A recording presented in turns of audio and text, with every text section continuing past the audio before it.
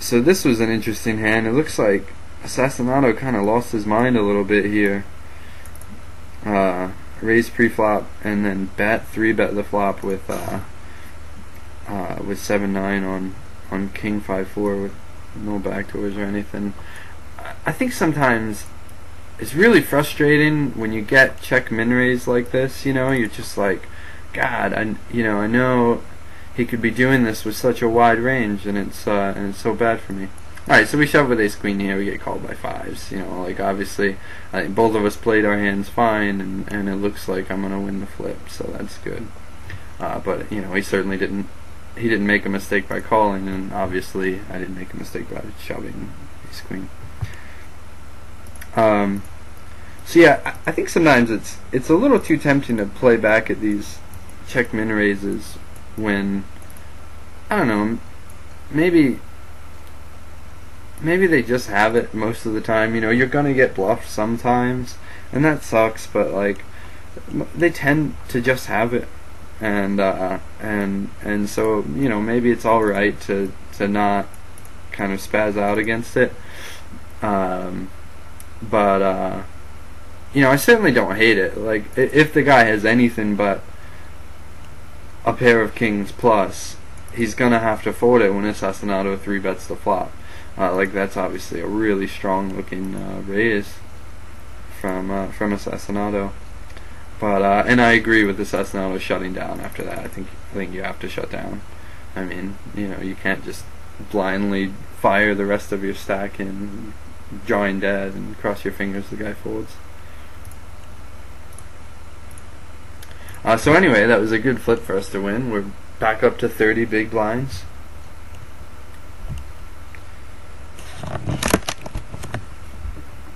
And here Jay Benya opens under the gun. I definitely wouldn't expect him to be stealing there under the gun ever. Like, I think he's going to have some legitimate hand when he raises there under the gun. And actually, I wouldn't expect him to c-bet this flop light ever. Like, I expect him to have at least like a pair of jacks on the flop when he bets there. I think probably c-betting that flop with air is a mistake, because it's two ways. This is a sort of flop that tends to hit flat callers fairly decently. You know, there's going to be a lot of king queens and queen jacks and tens and jacks, stuff like that in the flat callers range. So it's not the type of hand you necessarily want to fire into three players if you're bluffing. And then, so we go bet flop, Leo calls, check turn, and then Benya looks like he tries to get a small value bet in here on the river, betting, you know, maybe 40% of pot or so, and Leo raises. And I would expect Leo to have slow played the 9 here on the turn every time.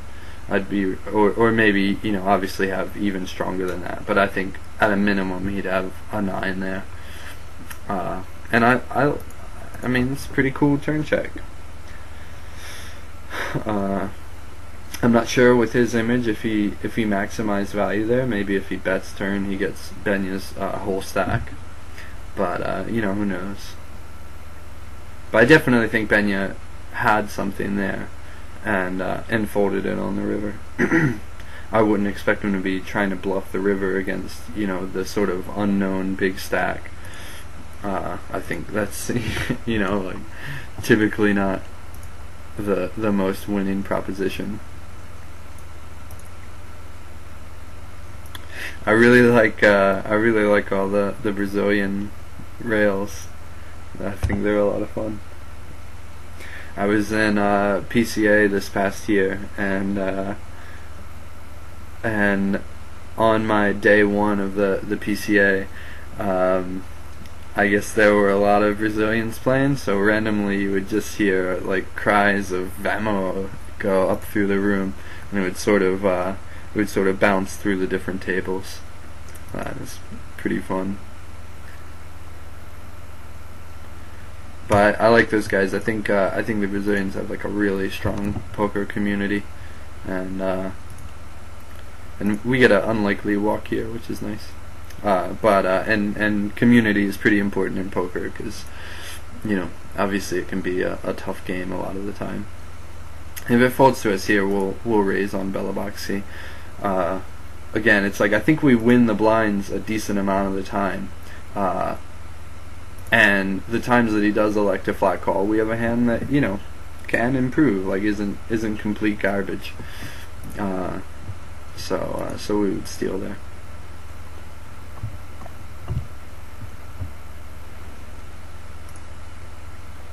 This is actually, though, I would say this is a pretty good final table. Like, I'm pretty happy about this final table. We've got, I really have only played a lot with 3 of these guys. This mLagoo, Assassinado, and Belaboxy. All the others were unknown to me before this tournament. Jay Benya kind of rings a bell, but I don't know him. So that's good. Like, anytime you can make a final table with that many unknowns these days, that's a pretty good thing.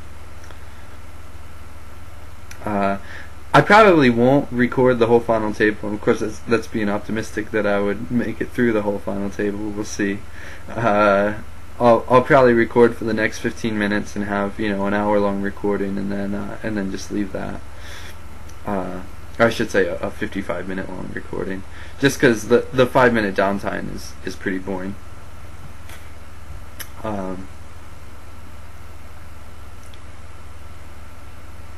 But at least we did get to throw a a random kind of super spazzy 3-bet in there and desperately try to justify it with some math. It's up to you guys whether you kind of agree with that math or not. I'm pretty sold on it. Obviously, I was willing to pull the trigger on the final table bubble, but it's up to everyone to sort of decide whether you can see the math. The math itself is simple, right? It's laid out there for you. So it's just a matter of deciding whether you think the assumptions are right, and if you don't think they are, then that's fine.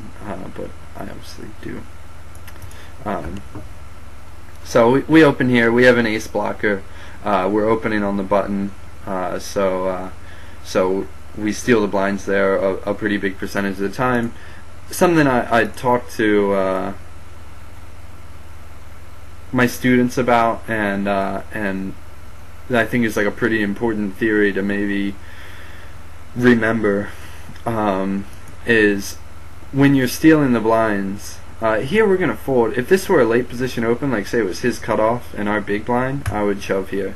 But I don't expect his range to be too wide here, opening on the big stack. Like, I don't think he's just going to be trying to steal the big stack's big blind. So I think he's going to have a decent hand. Like, maybe not always a hand he's going to raise call us with, but a pretty decent hand. And obviously a large percentage of those pretty decent hands are ones that he will raise call us with. Sorry, I was talking before about stealing the blinds, and a pretty important concept is when you make it 2.5 times the big blind, you're 9-handed with antes.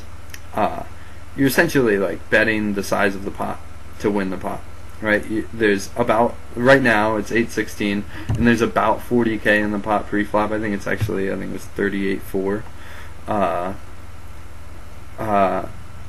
So what that means is, in a vacuum, pre-flop, you need to win the blinds 50% of the time, or more than 50% of the time, to make a profit. So we're going to open here. We're going to call a shove from French Fish, call a shove from Assassinado, and I think we have to shove over mLagoo here. He's just, if you see, he's like a pretty aggressive player, raises a decent amount from early position. We have 7s. It's just a little too strong to do anything but get it in here. And unfortunately his 9s. But we do bink a 7, so that's pretty good. That was lucky. I think against an aggressive player like that, especially with the prevalence of sort of under the gun stealing these days in MTTs, I don't really see how I could do anything but shove there with 20 big blinds. I think that's the play.